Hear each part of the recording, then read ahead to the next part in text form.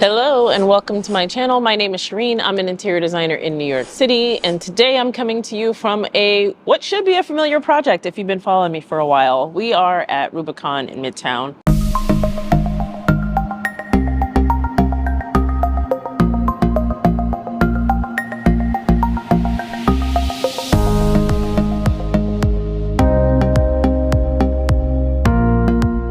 This project we started over in 2022 and we are wrapping it up. Yay! Applause, applause. This was a massive project of I would say over like 19,000 square feet. So we did 6 spaces in this project from start to finish, and we have one of our favorite things in here, which is a custom piece of woodwork. And I would love to show you that because we're doing some refinements on it today. And we're gonna walk through finishing touches. That's what we're gonna talk about in this video. What are the finishing touches? How do we get things to look designer? How do we get it to look actually styled? Some people call it styling. I like to call it the finishing touches. We will walk through the elements that are very important in making sure that an area is styled appropriately. This area here is the mothering room. That mothering room was filmed in a separate video, so I'll show it to you here, but I will link that video up above. Next up, we have the lobby. When you're walking into the lobby, you'll see that round table in the front, and then we have that amoeba-shaped carpet. Over in the lobby, you'll notice we have those console tables for people to store their packages. All of their packages and letters can fit up at the top, and then they can fit any large boxes just right in front. The exec room has this small conference table, and it's set up to be a fully collaborative space. You'll notice that we have the plants on the wall up in the top corner because the bottom of it is drywall. We repurposed a bookcase in the corner, and then we have the idea board on the opposite end. That idea board is something that they can write on, as well as do video conferences and presentations. The larger conference room here is one of the only ones that has pretty big windows. We put these orange benches in there, and because of scale, one bench didn't fit, and so we added a second one in order to make it a little bit longer. We have these really nice, colorful, bright plants in this area, and then you'll see the light fixture, which mirrors the logo of the company.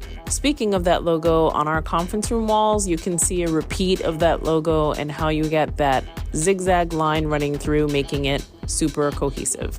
Colorful plants are an important accent. When you're picking out plants in a space, you want to make sure that you choose ones that make sense for the design. In most designs, green does the job, but in a space like this that's so vibrant and bright, we wanted to bring in reds and oranges and yellows if we could, because of all the primary uses. Never forget function within the space. We have these coat racks that are in varying areas of the office. The elevators in the front have a really great squiggle design on them as well.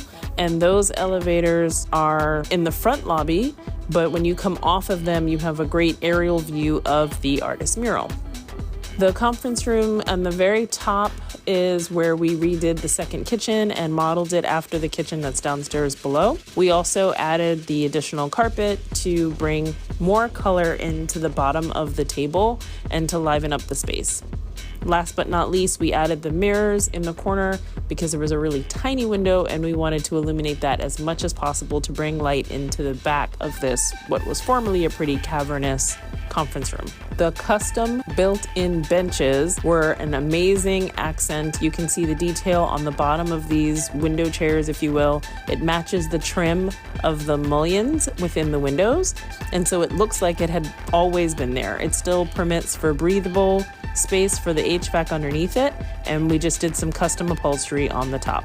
Coming off the elevator, that top office view is pretty breathtaking when you can see the full span of the artist and the scale of the work and the paint. The paint on the right is just a solid red, but straight ahead is the mural that bleeds into that, and I love how the top of that kind of is painted on the ceiling just a little bit to give a more interesting effect. In the office, the lights also have these small circular areas with ambient light on top, and those are painted red within, and I think that that was a nice way to tie in some cohesive color instead of having just really plain white walls following us.